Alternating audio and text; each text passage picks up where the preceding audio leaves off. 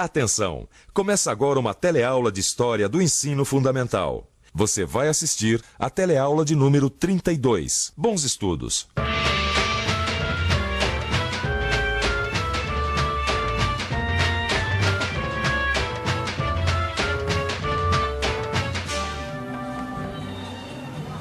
Dá licença! Vocês conhecem alguma música daquela época em que só existia o rádio? Lembro de algumas, né? Dá pra cantar um pedacinho? Ó jardineira, por que estás tão triste? Mas o que foi que te aconteceu? Lourinha, lourinha, dos lábios claros de cristal. Abre a janela, formosa mulher, e vem dizer adeus a quem te adora. Nós somos as cantoras do rádio, levamos a vida a cantar. À noite embalamos seus sonhos, de manhã vamos te acordar. De manhã nós vamos te acordar.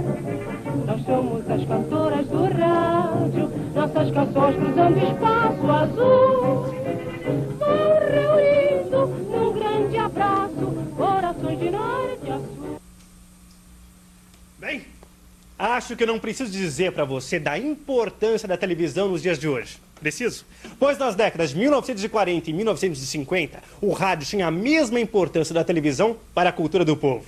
Na aula de hoje nós vamos reviver esses tempos. O tempo das chanchadas, do teatro de revista, do cordel, mas acima de tudo, o tempo em que o rei da comunicação era o rádio.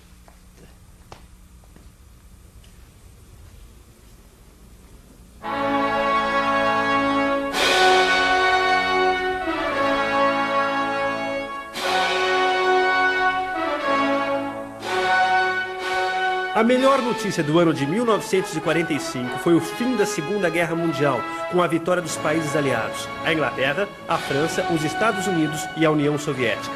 Os pracinhas brasileiros voltaram para casa como heróis, afinal eles tinham ido à luta contra o nazismo e o fascismo na Europa. Os tempos agora eram de liberdade.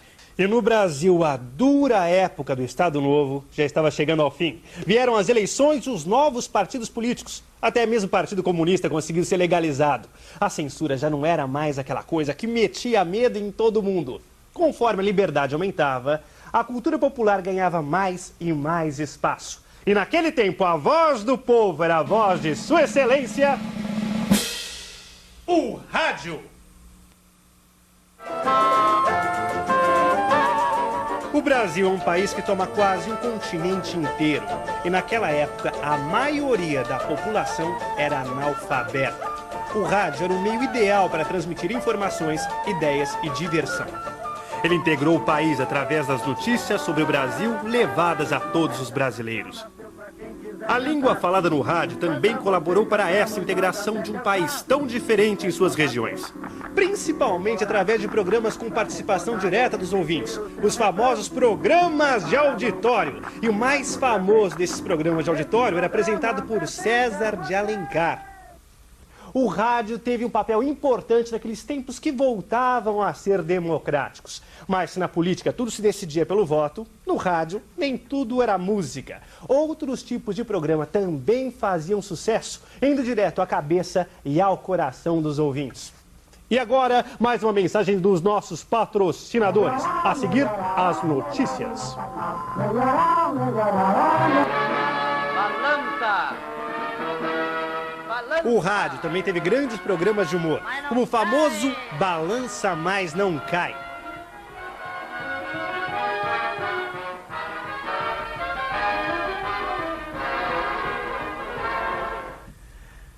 Pois é, o rádio tinha de tudo. Notícia, música e até humor.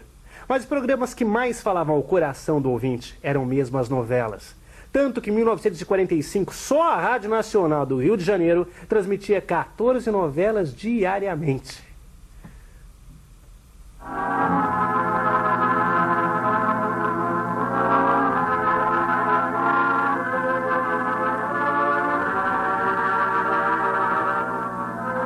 Rádio Teatro Colgate Palmolive, com mais um capítulo da emocionante novela de Félix Canhê, tradução de Eurico Silva, o direito de nascer. Ouvir rádio era uma verdadeira emoção naquela época. As pessoas ficavam ligadas nas radionovelas do mesmo jeito que a gente fica ligado hoje nas novelas de televisão. A diferença é que o pessoal do rádio tinha que fazer tudo na base da voz. A emoção não dependia da imagem para existir. Quer ver um outro exemplo disso?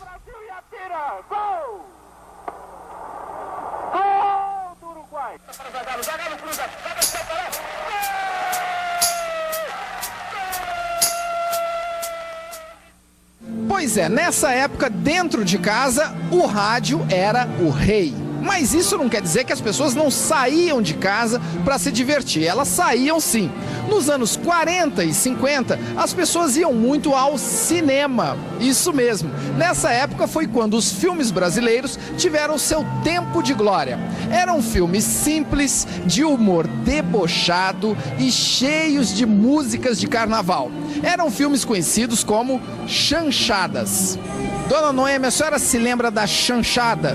Chanchada é o que é? São aqueles filmes cômicos de antigamente, né? Lembro, sim. Se lembra? Assistia todos. Eu me lembro bem da Adelaide Chioso com a Eliana, que tocavam sanfona, as duas tocavam, até a música eu me lembro que era Beijinho Doce. Que artistas que a senhora se lembra? Do Mazzaropi, do Grande Otelo. Acabou porque era bom. Tudo que é bom nesse país acaba cedo. E tudo que é ruim prolonga-se. A chanchada, os críticos não gostavam, mas o público amava. Chanchada era uma época muito ingênua, muito bonita, muito lírica. Eu não tinha consciência, eu acho que nenhum de nós tínhamos consciência do valor do que nós estamos fazendo. E ela tinha uma coisa curiosa, a chanchada, ela tinha a parte piegas do romance, porque era baseado no rádio, nas novelas do rádio. E as piadas muito fortes, porque elas eram baseadas nas piadas do teatro de revista. Então era um contraste. E junto a isso, tinha as pretensões nossas de fazer grandes musicais, né? Pois é, mas não era só o cinema brasileiro que atraía as pessoas para fora das suas casas, não. Naqueles tempos bem comportados, quando alguém queria ver pernas de fora e um humor um pouco mais malicioso, a melhor opção era o teatro de revista. Um teatro bem brasileiro que ficou mais conhecido como teatro rebolado.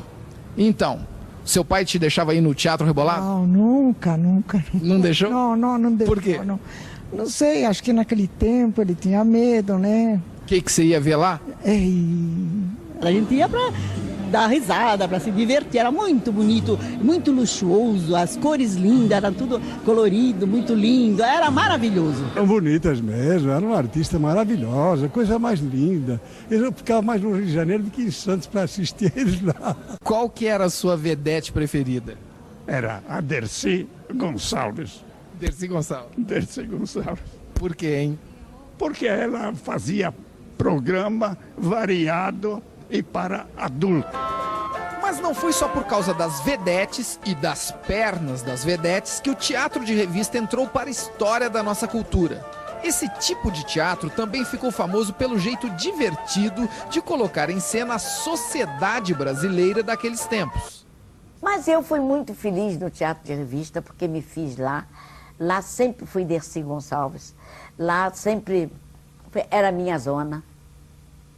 Eu acho que a Praça Tiradentes foi uma pena acabar, que era uma praça popular, era uma praça onde tinha tudo. E era um teatro muito chegado à política, mas aquela política engraçada, aquela política caresca, que não ofendia, até pelo contrário, Getúlio foi ver muitas vezes o Teatro Recreio. Eu era uma estrela da Praça Tiradentes. Was fascination, I know. Você deve estar achando que eu errei de disco, não é mesmo? Afinal, nós estamos falando de cultura brasileira e a música que acabou de tocar era cantada em inglês. Mas eu fiz isso de propósito. Sabe por quê? Porque nós não podemos esquecer de uma coisa muito importante que aconteceu naquela época.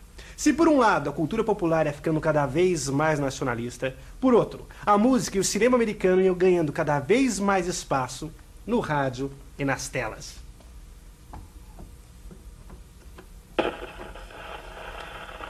sonhos mais lindos. No início da aula você viu que os tempos eram de liberdade.